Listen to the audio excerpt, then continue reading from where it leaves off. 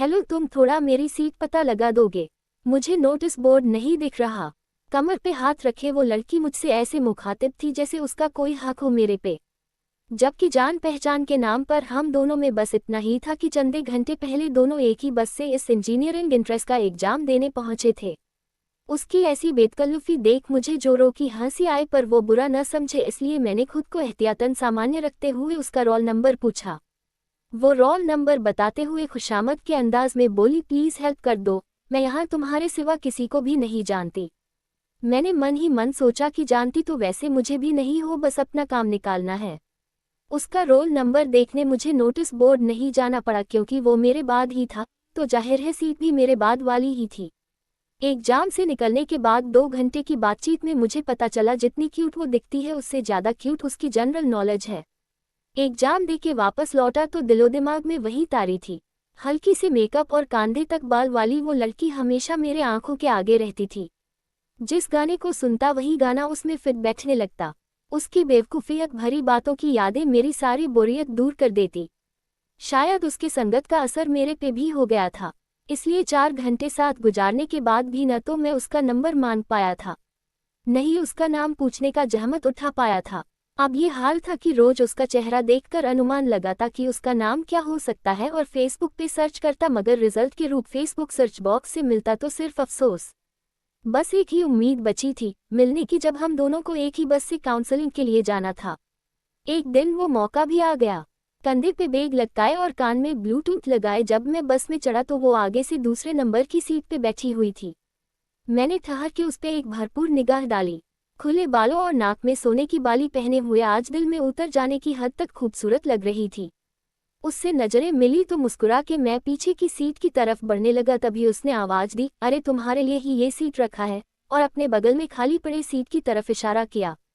ऐसा लगा कि मैंने आज तक जितने भी पुण्य वाला चेक भगवान के यहाँ डाले थे, सबका सब भगवान जी ने क्लियर कर दिया हो। धर्म की कथाओं में मैंने सुना था कि अगर कोई गलती से भी किसी व्रत को भूखा रह जाए तो उसका फल उसे जरूर मिलता है। पिछला मंगल भूखा ही निकल गया था, शायद उसका फल था ये।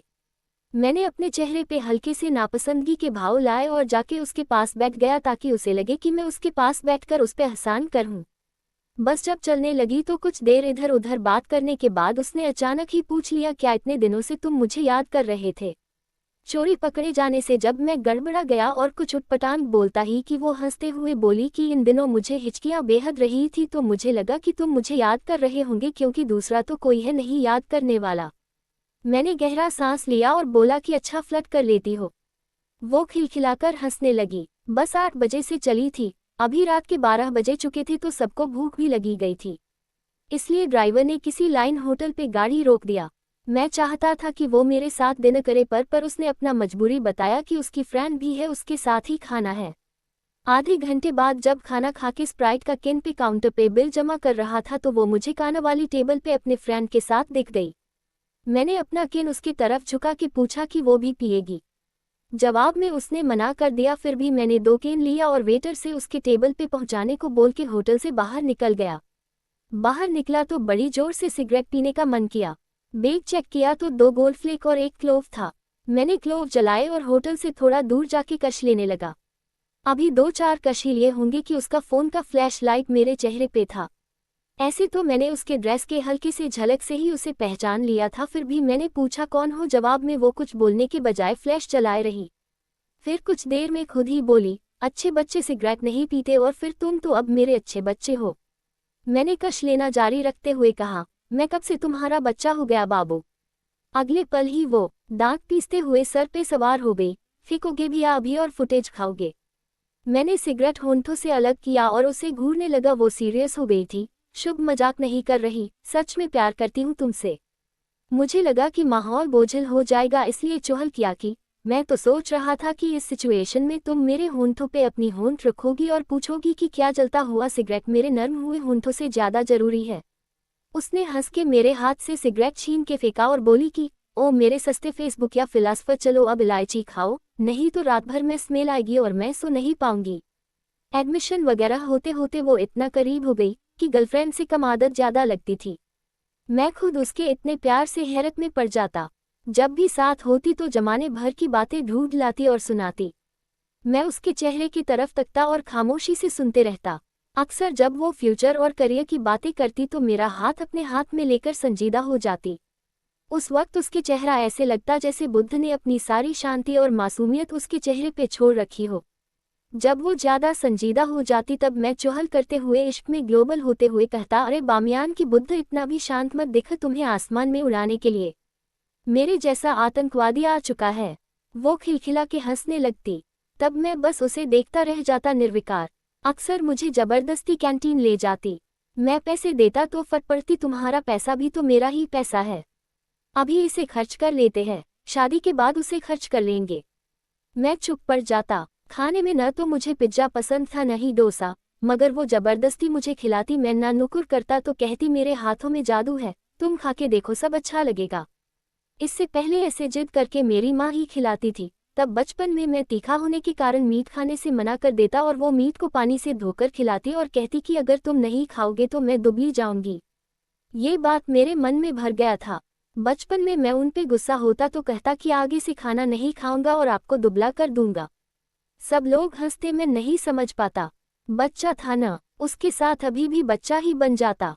खाली क्षणों में कभी इतनी खुशी देखता तो ऐसा लगता कि कहीं कुछ बिगड़ न जाए।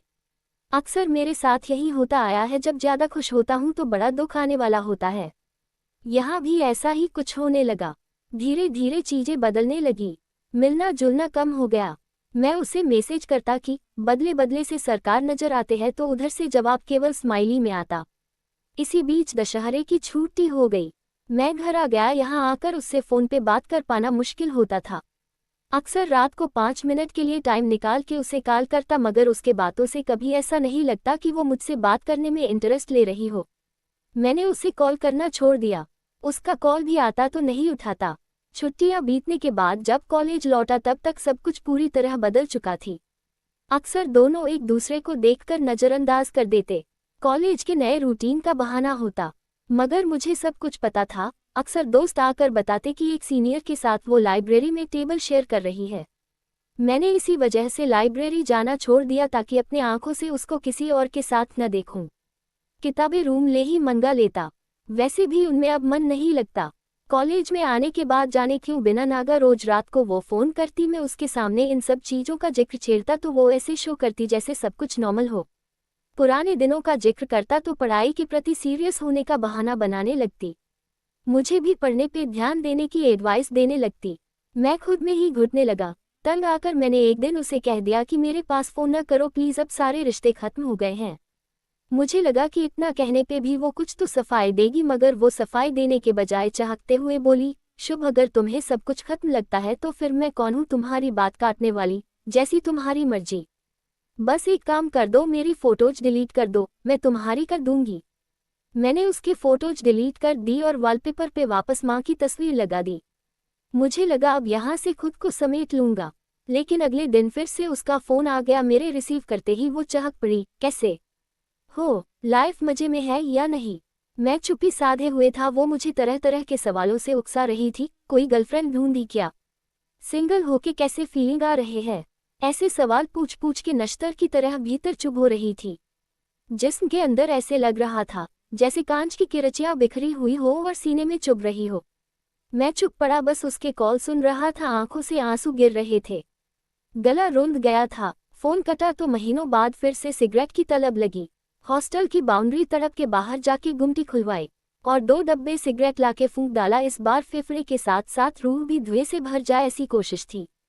अगले दिन जब दोपहर को नींद खुली तो उठते ही फेसबुक पे स्टेटस सिंगल कर दिए। धीरे धीरे ब्रेकअप की खबरें सबको लग गई। मैं चुप सा हो गया था। कॉलेज से आता और खुद को कमरे में पैक कर लेता था। किसी से काम भर से ज्यादा बातें नहीं करता। व्हाट्सएप फेसबुक अनइंस्टॉल कर दिया। रोज शाम को माँ से बात कर कर के उन्हें फ्यूचर प्लान की बकवास बताता। वो रोज रोज एक ही बात सुन के भी नहीं उबती। उन्हें लगता कि मैं किसी बड़ी गलती कर बैठा हूँ, इसलिए प्रॉब्लम से लड़ने की बात कहती। पापा को फोन करके रोज गुड नाइट बोलने लगा। उन्हें लगता कि मैं किसी पेपर में फेल हो गया हूँ तो ढाके छुपे ढांढस बंधाते कि बेटा कोई परेशानी हो तो मत घबराना, दुख के दिन हंसते खेलते हुए काटने चाहिए। मैं किसी से कुछ नहीं कह पाता। इधर रूममेट अक्सर बताता कि कैसे वो किसी भी सेक्शन में जा रही है तो सब लड़के उसको मेरा नाम लेके ट्रोल करते हैं। जहाँ जाती है सब उसे जोर जोर से मेरा नाम लेकर बुलाते हैं, वो उल्टे पैरों वापस लौट जाती है। मेरे सामने जब कभी ये होता तो मैं लड़कों को मना कर दिया करता, सिगरेट के धुएं में उसे भुलाने की कोशिश करता। धीरे धीरे साल बीता तो सब कुछ नॉर्मल होने लगा। ब्रेकअप का दर्द मिट चला, हालांकि वो कहीं दिख जाती तो मैं नजरें फेर लेता। अपने अच्छे एकेडमिक और बिहेवियर के कारण मैं कॉलेज की डिसिप्लिन कमेटी में रिप्रेजेंटेटिव ऑफ स्टूडेंट्स चुन लिया गया था। एक दिन रात को सिगरेट जला के जैसे ही मैंने बुक खोला कि गार्ड ने आके बताया कि एजेंट है, डीन सर बुला रहे हैं। भागते हुए जब मैं डीन ऑफिस पहुंचा तो देखा कि वो उसी सीनियर लड़के के साथ बाहर खड़ी थी। अंदर पता चला कि वो 3 महीने से प्रेग्नेंट है। आज जब उसने लड़के से किसी बात पे झगड़ा कर लिया तो उसने उसे जोर से मार दिया। वो बेहोश हो गई थी। सर चाहते थे कि दोनों को कॉलेज से निकाल दिया जाए। मेरे से बस वो स्टूडेंट्स के रिएक्शन के बारे में जानना चाहते थे। मैंने पूरे 1 साल बाद उसकी तरफ आंख उठा के देखा। आंखों के बगल में काला धब्बा साफ नजर आ रहा था। मेरा कलेजा मुंह को आ गया। तभी यही आंखें थी जो मेरे आंखों से चाहकर भी ओझल नहीं होती थी। मैंने डीन सर को बतलाया कि लड़का तो पहले से आवारा है, कोई कुछ नहीं बोलेगा, लड़की का एबॉर्शन करवा के निकालते हैं। सर मुतमिन नहीं थे, उनका कहना था इसके लाइफ की गारंटी कौन लेगा और पैसे कौन देगा, माँ बाप जानेंगे तो ऐसे ही छोड़ देंगे। मैंने उनसे प्रॉमिस किया कि सर सब कुछ मैं कर लूँगा। वो फिर भी नहीं मान रहे थे। मैं अपने सारे ओरिजिनल डॉक्यूमेंट्स उनके टेबल पे पटक आया कि अगर लड़की की जान को कुछ हुआ तो सारी रेस्पॉन्सिबिलिटी मेरी रहेगी। सर मान गए। रूम आके अपना एटीएम और वैलेट खंगाला तो 2000 रुपये थे। कुछ सूझ नहीं रहा था। माँ ने बर्थडे पे एक गोल्डन रिंग दिया था, उसे गिरवी रखकर कुछ पैसे जुटाए, कुछ दोस्तों से उधार लेके उसका एबॉर्शन करवा के उसके हॉस्टल छोड़ आया। सर से रिक्वेस्ट करके उसके न निकालने का लेटर भी लेके दे दिया। 5-6 दिन की दौड़ धूप के बाद जब बैठा तो उसका व्हाट्सएप मैसेज आया। ओपन किया तो उसने मेरी फेसबुक डीपी के साथ अपनी कोलाज बना के नीचे कैप्शन डाला हुआ था, आई एम सॉरी शुभ। मैं बहक गई थी। तुम्हारा प्यार ज्यादा था, मैं संभाल नहीं पाई। अब तुम्हारी राधा बनके जीवन गुजार लूंगी। थोड़ी देर सोचने के बाद मैंने फक ऑफ बिच लिखा और सेंड कर दिया। मैं खुद को दोबारा इश्क की गलतफहमी में नहीं डाल सकता था।